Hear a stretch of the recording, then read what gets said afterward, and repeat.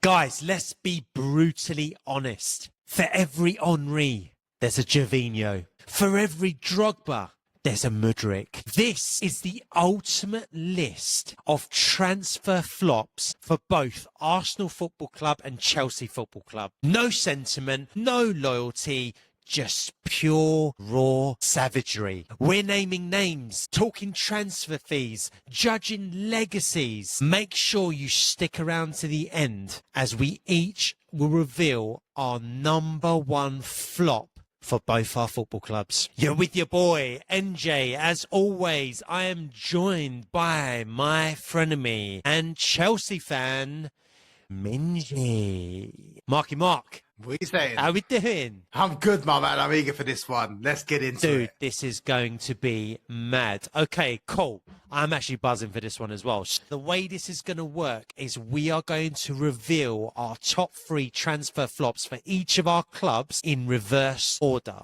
So we're going to go to your number 3 first. Mark, number 3, you've gone for Kepa Arrizabalaga, your goalkeeper. Well, ex-goalkeeper. He's still in your books. Hit me. This is your number 3. Worst transfer in Chelsea's history. Talk to me. This guy cost 72 million. And the amount of mistakes that this guy had on his books, on his record, when he played for Chelsea was outrageous, was unbelievable and outrageous. The amount of goals that this guy let slip in was unbelievable. First off, his shot stopping, poor. His distribution, poor. I don't even know the team that he came from. Some team in Spain. I can't even remember. It just doesn't matter. And the reason it doesn't matter, and the reason why I don't remember, because I'm just trying to get this guy out of my head ever since he signed for Chelsea. He's actually, after all this time, still on Chelsea's books. He's out on loan at the moment. So another Premier League team. I think it's, who is it? He's done a good job, Brentford, mate. Or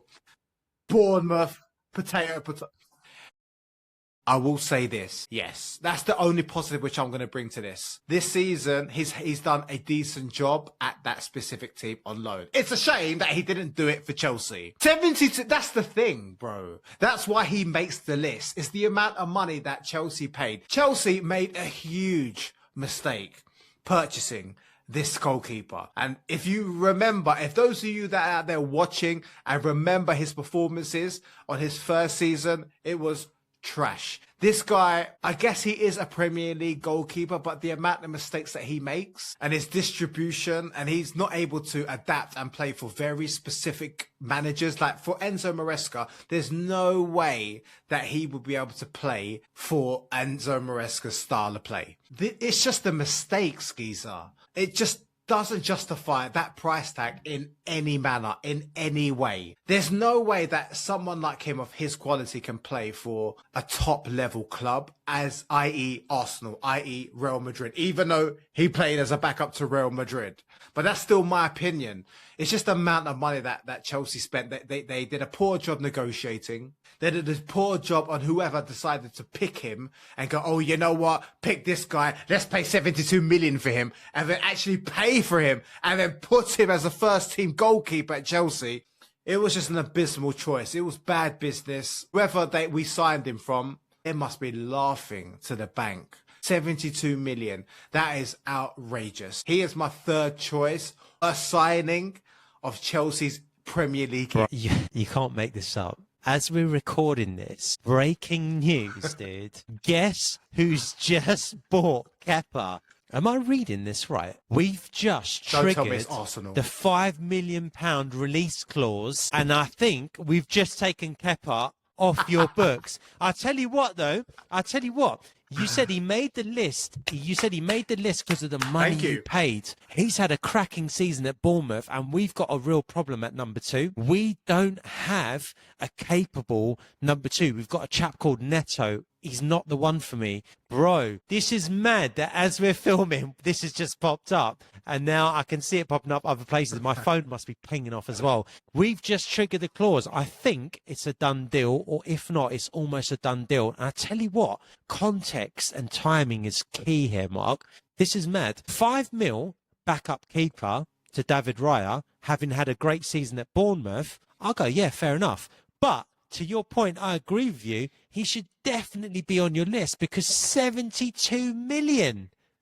And he was terrible. And the bottle on That's the the guy thing. as well. It was like, wasn't he? He was getting subbed off in one of your cup finals or semi-finals or whatever, penalty shootouts. And he was like, no, don't worry. I'm staying on. No, you're good. I'll stay on. That's how I remember Kepa. I was like, whoa. You did remember actually win that. the penalty shootout in the end. Oh so my God. Maybe he was right, but that is mental. That has just happened in the last few minutes. But context, I'd take him for 5 mil as a number 2. You'd have him for 5 mil as a number 2? That's fair. I'd have him 5 mil. The main reason he's on the list is because Chelsea did poor business. 72 million. Yeah, it's the price tag. I'm assuming that the majority of the people on these worst transfers on this specific video, it's going to be because, unless I'm surprised, it's going to be because the price doesn't justify what they've actually delivered our clubs. On that note, my friend, you may be surprised because my third choice is actually a free transfer, and I'm bringing it right down to 2025 present day. Raheem Sterling. Oh my God. I could have chosen from a few, obviously. And you know what? Chelsea would probably grab the headlines in this topic, right? Because you had the money, you had the Roman money. So there'll be a few more flops, right? That are a bit more outstanding, like Kepa, like 70 plus mil, whatever. And we weren't spending big during that time until recently, right? With Declan, we spent over 100 mil. It's the first time. But yes, worth it. I still think it's we'll worth see it. if he makes my list for top 3 best Arsenal transfers in one of our other podcasts. Back to present day, one of the worst transfers. Mark, you should have paid us minimum £30 million to take this joker. It has actually put me off ever signing a winger over the age of 28 on a free ever again. This guy has returned 1 goal in the whole season for us, and that wasn't even in the Premier League. Was it in the Champions League? No. Was in the FA Cup? No. Carabao Cup? This guy scored 1 of 5 goals that we scored against Bolton. Raheem Sterling has been... I actually can't believe it. I actually thought that... You know what? I actually thought at the start of the season, oh yeah, I'll take that. I saw him at Chelsea last season. Anytime he did play, he had a couple of good games against Man City, and I was thinking, you know what? This guy could be a great option for us coming off the bench. If we're struggling to break teams down, he'd just give us something new. He's Raheem Sterling. He's a winner. He's proven. Free transfer, no problem. Because we got him, Mark, and the reason why he makes my list, we then wouldn't have gone into the market for another winger, of which we would have had to pay minimum 30 mil. In this day and age for a decent level winger, which is why I say to you, you should have paid us minimum 30 mil to take this guy on loan. And by the way, we've been paying his wages as well. So Raheem Sterling, number 3 on my list of top transfer flops at Arsenal. What do you think? It's technically a transfer, but it's a loan. You are paying half of his wages. So I think you're paying 150 and Chelsea's still paying 150. Peanuts, For me, like Raheem Sterling will be on my top 5. Yeah, he'll be on my top 5, but not my top 3 because they signed him for 50 million. And I was dead excited when he came to Chelsea from Man City. I was thinking, wow, we got this guy who's proven, who's scored pretty much 20 goals every season since he signed for Manchester City, and we're going to get him at 28 years old in his prime, almost prime, just past his prime, which is 28. I consider prime 26, 27. And I was dead excited, and I was like, this guy, he's going to tear it up. But it just shows, and it's happened multiple times. Guardiola is super serious and super special because he can get the best out of quite a lot of players, certain players, and he can bring the best out of them, maximize their potentials. And you notice it when these other players, they go to another club, i.e. Raheem Sterling, i.e. Gabriel Jesus, i.e. Zinchenko. When they ship off to another team, they don't play the same. Their impact is not the same. And it just shows how good Pep Guardiola is. And also how bad and Mikel Arteta is, because for me it's another sign of how, well, of course, because I think he has many flaws in his game as a manager, and I think he spots bad talent, and he's super stubborn on the players that he wants to sign, even as a loanee.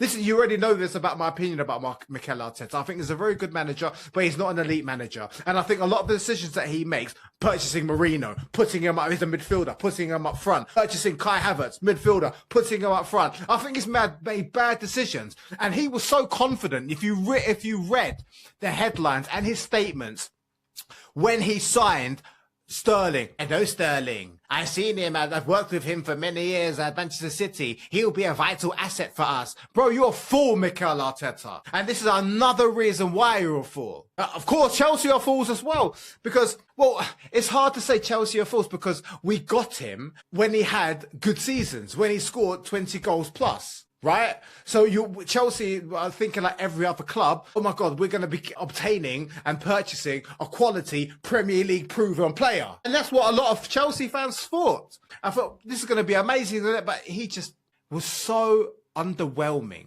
so overpaid for us that we and Chelsea fans were so happy that Arsenal were going to get him. And watching AFTV, watching all these other influencers, so happy, so proud. We were so glad. And he didn't disappoint in terms of what he was expected, what we expected for him to deliver at Arsenal. We knew watching him day in, day out that his days have passed. His best performances were under Pep, and Pep is really special at doing that with certain players. So look, I don't mean to cut across, but look, I agree, and we can talk about Arteta the other day, another day, hits and misses and whatever. I mean, the squad that Arteta walked into versus the one he's got now, he's had to build that out, and more often than not, I'd say he's got it right. Pep equally. Most of the time, listen, Pep gets it right most of the time. Yeah, look, Arteta has taken us from 8th to 2nd. And as I said, 8th looking down to, 2nd looking up is a good place to go. And Pep does get it. Pep's Pep, though. He does get it right all the time, pretty much, except for Jack Grealish and Zlatan. Most of the time. I can't think of too many others. But it's a controversial one, guys. I know it is a controversial one because Raheem Sterling's on a free. But he's in my top 3. I know I could have had loads more because we paid money for probably worse players. Well, definitely worse players. But he was, even by Chelsea's expectations, surely well below the mark. Anyway, look, let us know. I was going to say the last bit was he's now finished with you guys. He's coming back to Chelsea. Chelsea's problem is how do you get this guy off the books? Because he's the highest paid player at Chelsea, maybe alongside Reece James. I think he's getting more than Reece James. How are you going to get rid of him? The thing is with that, but it's just as simple as that, because his family are settled in London. Hence why he wanted to leave Chelsea to get more game time and wanted to travel across the other side of London and play for Arsenal. Why do you think that is? Because his family are settled. He's settled. He loves London life. His mum's there. His mum's here. So he doesn't want to leave. It'll be very interesting to see what happens with him, because there's no way he'll be able to fit into the squad. There's no way that he can carry on playing. Chelsea messed up. 50 million. You're going to have to sell him on a cheap, maybe Saudi. Well, I'll tell you one thing. If he's settled in London, West Ham, Fulham, Brentford, Palace, they ain't paying you boys for him. Yeah. Palace, they're not paying for him. Yeah. Let's see what happens. It'll be interesting. Right, Mark, we're going to move on to your number 2, your runner-up, biggest transfer flop in Chelsea's Premier League history. Drum roll. Fernando Torres. There's a lot of, I don't know, I've got a lot to say about this guy. I don't know if I'll be able to say everything. He signed for 50 million from Liverpool. Right? I don't know if everyone was super excited about this, because his last season before he signed, right, he got a big injury, and you noticed it when after that injury he played I think that injury was on international. I don't hold me to it, guys. If you can correct me, let me know in the comments down below. But when he had that injury, he did not come back the same player. He wasn't running like a nutter, driving through the defense. It looked like he just, up until then, he never recovered from that injury. He was not the same player. And there was a lot of concerns from Chelsea fans. I mean, prior to that injury, I would have been happy to take him for 50 million. But the performances after that injury was so bad. He looked a yard off pace. For some reason, his shooting wasn't on point. And we were all a bit, oh my God, it's Chelsea. And here goes Abramovich. Just, he must have been a big fan of him. I want to get all the best players. I like this player, so I want to buy him. It's my money, blah, blah, blah. That's fine. But for the fans, if you watch the football of his last season, after he got injured, he was abysmal. And he carried that onto his season. Now, the other side of the coin is he's probably one of the main reasons why they won the Champions League, right?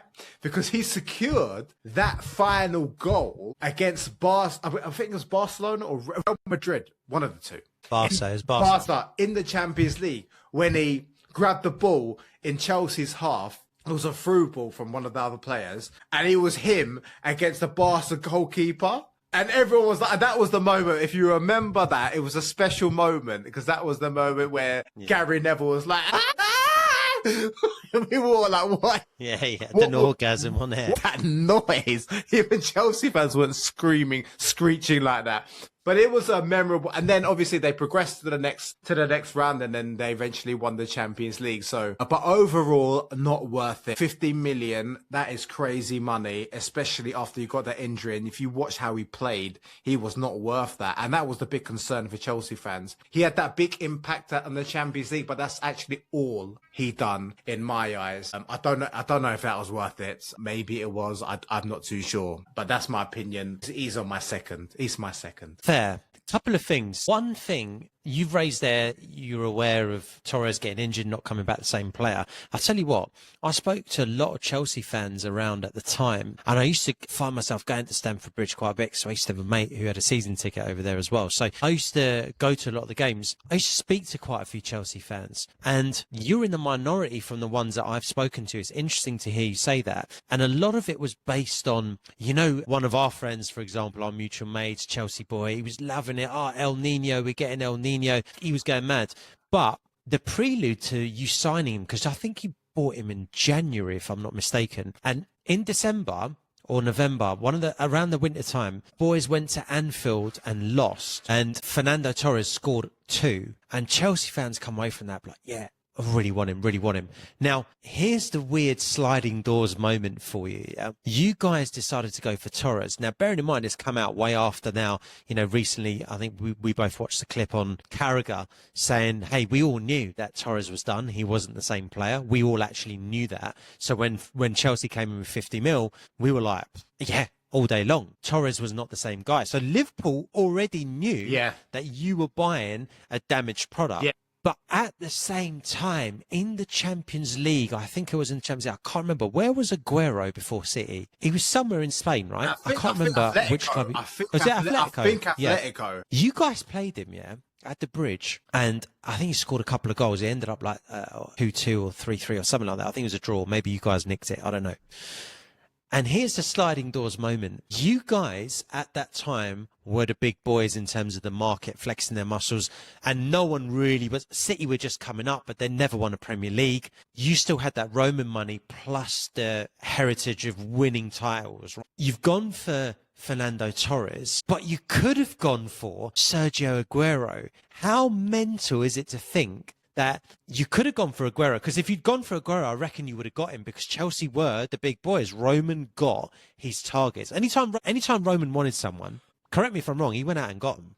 That's it. The man was a bad man. If you'd gone and got Aguero at that time, we would have not had the Aguero moment. We wouldn't have had that because he would have gone to Chelsea.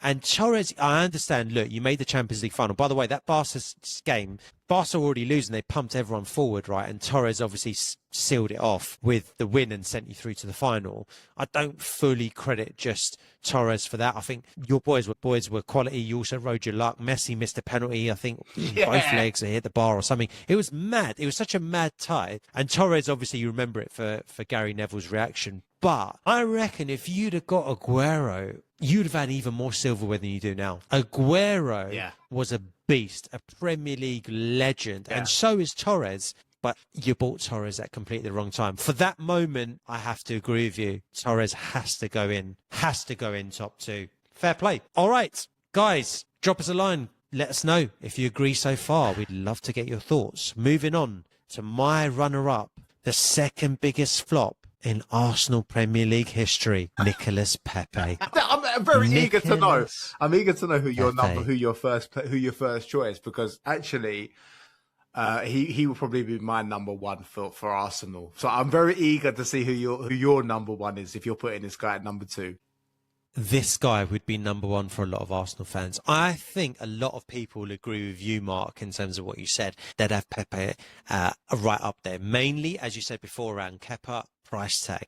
This guy cost us 70 plus, 72, something like that, 72 mil. Output was terrible. He scored more goals than people realise because it feels like he scored nothing. But his demeanour on the pitch, his gormless face, the look he had every time he tried to do something and flopped, made me want to slap him. He was definitely going straight in, even though statisticians will point out he actually scored a few more goals, and you realise, I know he scored goals, and he's still in my top 2.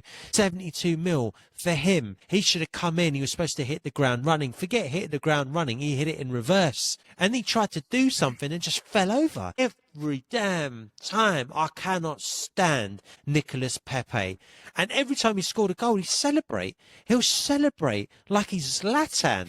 Bro, you are pants. He is arguably number 1, but I've got him at number 2 because I've reserved a number 1 spot for someone who holds a special place in my head. I cannot stand him. But Nicolas Pepe, for me, everything that he was supposed to be, the excitement that came with the big price tag, he delivered the exact opposite. And for me, I just can't see past that. He's number 2 on the list. And I know a lot of Arsenal fans will be shouting at the TV saying, or shouting at the screen saying, you know what? Bump him up to number 1, but I'm going to hold firm and leave him at number 2. That's fair enough. I mean, like, to be fair, when he signed, I'd never heard of him, and he signed for 72 million. He's like a winger. I was like, oh, okay. They spent some big money on this guy. Let me see.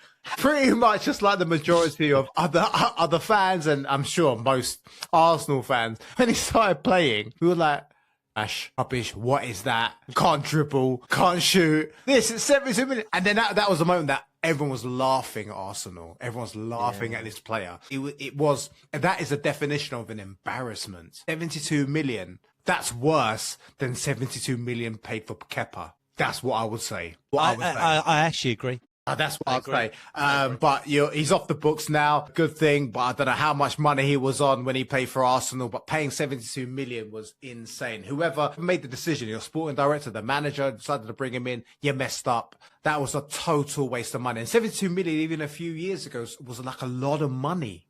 It was a lot of money, but there was big expectation paying such a for me, for a player I've never seen before. I was excited, and I was like, this guy's trash. And then it just came into laughing. It was laughing at him, which is not nice to do, but it was like, that's the thing, that he can't control how much people, players can't control how much clubs pay for these types of players, but it does put a huge amount of pressure on their shoulders, especially when you put so much money into them and they don't deliver. But he under-delivered to a point where it was just embarrassing. And we're talking about as well, and this isn't in the last 5 years. The signing was made almost 8 years ago, whenever it was.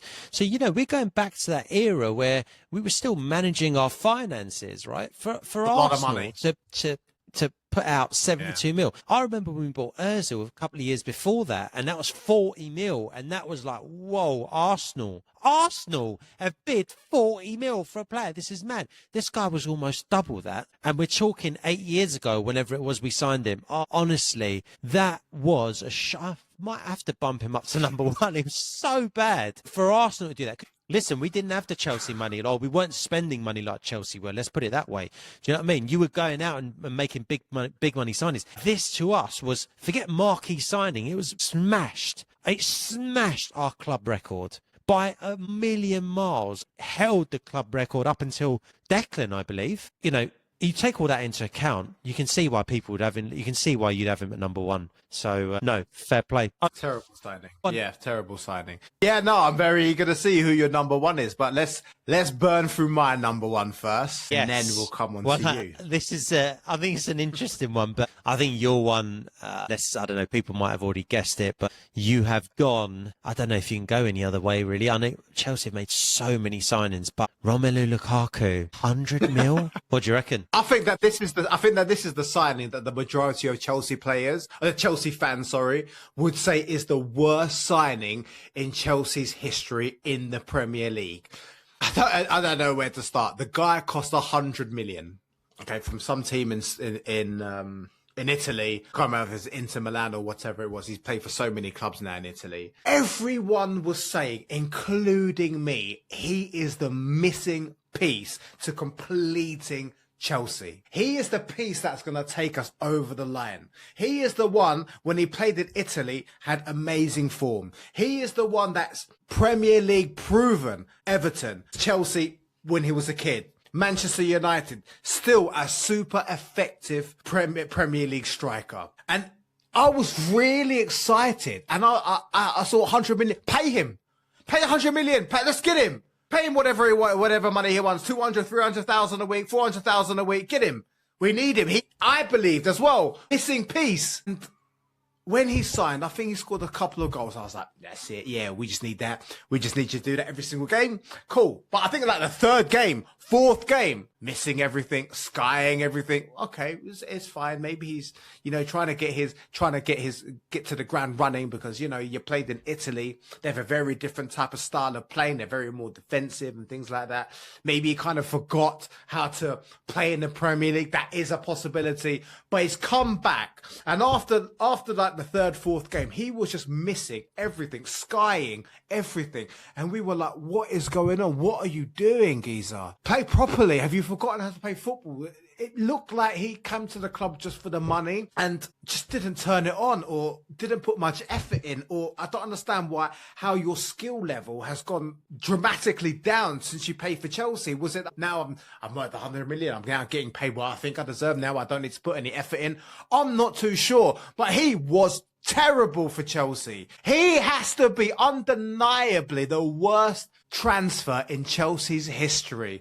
Because of that money, because of the effort that he put in, because of how abysmal and poor his performances were. Oh my God. I was like every other Chelsea supporter, I assume it was just so deflating. It was so disappointing, his performances. We couldn't wait to get rid of him after the second half of the season. It was just the money he was on, the money we paid for him, the expectations that Chelsea fans had, and not just Chelsea fans. You had all this, everyone else. Oh my God, Chelsea are now complete. They're now spending 100 million on Lukaku. They're going to do it. They're going to compete for the league. They're probably going to win the league. That was what it was. And it was just so disappointing, the money that we spent on him. And I blame him.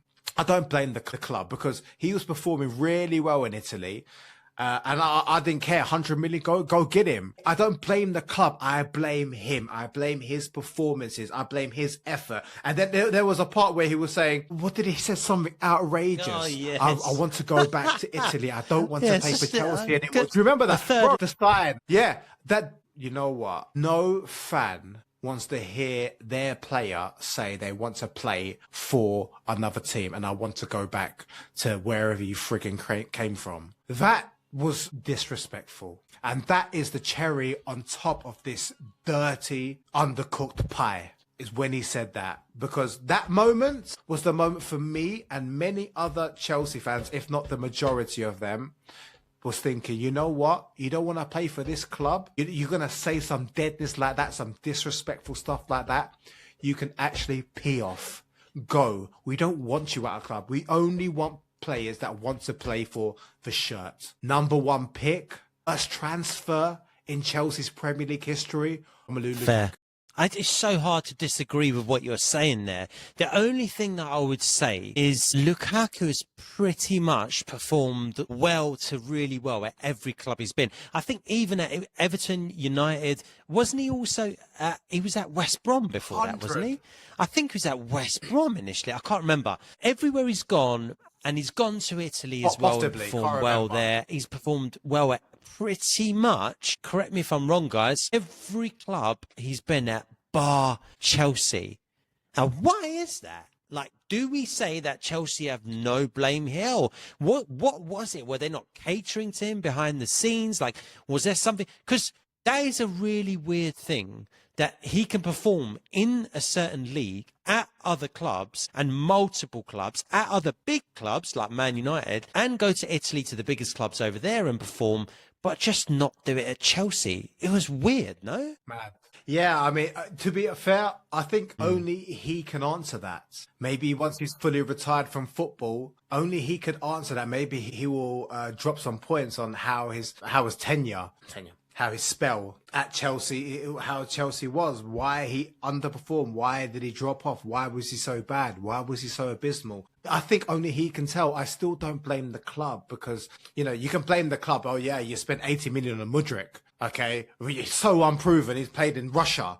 Yeah, well, okay, that's debatable. But Lukaku, as you said it, he's performed so well at all the other clubs. In Italy, he was just banging in the goals. And even though he's playing in Italy, we knew that he had Premier League experience. Everyone and their mum and their dog expects him to come back to Chelsea, the final piece to the jigsaw, and actually go on full heads-on charge and you know, challenge for the title. But he was just, disappointing. As I said, only Romelu Lukaku can tell us what was going through his head. Maybe there was some stuff going behind the scenes, but I don't blame the team.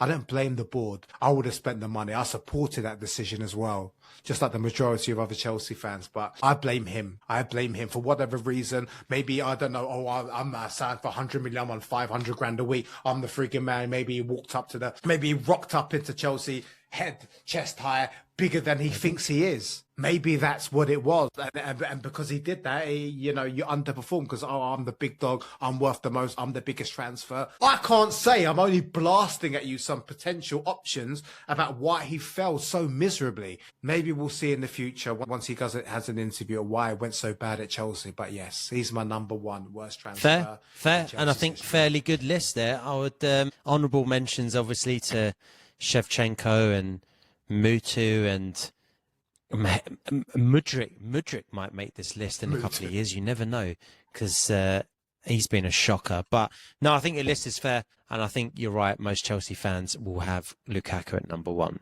2. Now, I'm about to take Arsenal fans back to a world of pain that they have actually forgotten, because it was so painful. They've actually forgotten the trauma. Through trauma, they've got selective memory and memory loss, because there'll be Arsenal fans right now shouting at the screen saying, he must have Gervinho at number 1, or he might have Squillaci, or even the old fox in the box, Francis Jeffers. Guys, it's much worse than that. It's no David Luiz. My number 1 biggest flop in Arsenal transfer history, include the Premier League, out of the Premier League, in the history of Arsenal Football Club, is this guy, Shrokdan Mustafi. I hate this guy, and I don't hate anyone. I hate this guy. Arsenal fans right now, Mark, and they'll be watching this and they'll be like, oh my God, I can't believe he's brought me back here. Well, I have, because I'm back here, so all of you should come back here. Bro, Mark, we bought Mustafi over from Germany, and we were like, right, finally, we have got that solid centre-back that we've been craving for a period of time. His name is Mustafi. He comes with a big price tag, just shy of 40 million. And what happens next is stuff of folklore. It is an absolute comedy of errors, Mark. The worst thing about this guy wasn't the fact that he was such a bad defender that he would actually score own goals for fun. He was so bad positionally that he would play everyone and their mum on side. The worst thing about this guy is he is actually a dick of a human being. He is the ultimate prick. Zero accountability. My man would mess up, and every time he messes up, he starts blasting everyone else around him like it's their fault. He never, ever looked at himself. My blood is starting to boil, bro. My blood pressure is rising as I'm thinking about this guy and looking at his face. And I guarantee you, Mark, there's other Arsenal fans. In fact, every Arsenal fan watching this right now is feeling the exact same emotions that I am. They're thinking, Gervinho, David Luiz, whoever. They were like, no, actually, as soon as I saw Mustafi, they know it ain't Lord Bentner. They agree with me 100%. And when you speak to Arsenal fans and you show them this face, they will start raging. Raging worse than Drogba in the Champions League semi-final. This is a disgrace, a disgrace. I'm telling you, there is no bigger disgrace. My number one is Shrokdan Mustafi. I never want to see this prick's face ever again. Bro, did you say Lord Bentner? He used to call himself Lord Bentner. I mean, we all called him Lord Bentner. Bro, out of everything he said, that's the one thing I clocked onto. I can't let go because I remember that. Oh my God, he was a plonker, wasn't he? I'm like, he's got to make your top 5. He did, but he did. He wouldn't make top 3, but maybe top 5 because of that Lord Bentner stuff. Oh my gosh. I remember that. That was so bad. It's understandable. He was terrible. All the other fans were laughing at Arsenal when they got him because he was just bad. Like, oh. Yeah, I mean, you've said it all. Shokran. What's his name? Shokran. Shokran. He's honestly shockers. I just don't even think there's fans out there that can name a worse signing, as in Arsenal fans. I don't think there's one that comes close because, you know, people think, oh, Francis Jeffers, oh yeah, but might think, oh, David Luiz, he was a calamity or whatever. When they think and they see this geezer, like, yeah, compared to him, yeah, exactly. No, not as bad as it. No contest. Yeah. He wouldn't be, you know what, fair, it's no contest. I mean, for me, still, my number one for Arsenal would be Pepe. Because that, for me, was just such a disappointment. There was huge expectations on this guy, Pepe, and he was just he was abysmal. This guy was abysmal as well. He wouldn't make my top 1. He'd make my top 2. But terrible, terrible player. And yeah, I remember he used to like blame all his teammates. What are you doing? I don't know why I sound Indian. Because you are Indian, mate. I don't know why I sound Indian. I can't even do a German accent because my mind is just like this whole pod is just like it's made me laugh, but it's also brought me back to times where I remember being irritated. What's that word? Nostalgia. I got that bad nostalgia where I just get some feeling. Yeah, I was getting these feelings where I'm like, oh my God, I'm trying to get these players like out of my head, and he just brought it all running back to me. But yeah, terrible signing. He wouldn't make my number 1 because Pepe would,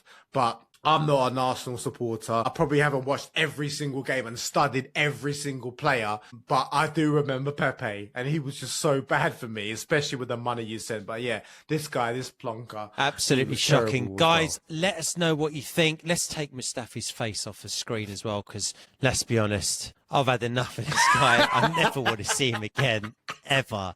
I don't want his name brought up again, ever. But let us know what you think.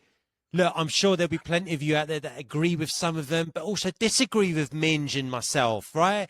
Do you want to see Shevchenko up there? Were you tuning in expecting to see Gervinho? Are you disappointed? Have you left feeling dissatisfied? Or have you actually appreciated our list? Please let us know in the comments. As Mark says, we will respond to as many comments as we can, as quickly as we can, because we want to know. And this is an emotion-stirring podcast. Yeah, exactly. Well said. And you know what? If you guys want to see more of our content, click this video right here, and we see you beautiful people in there. Till next time, guys. Peace.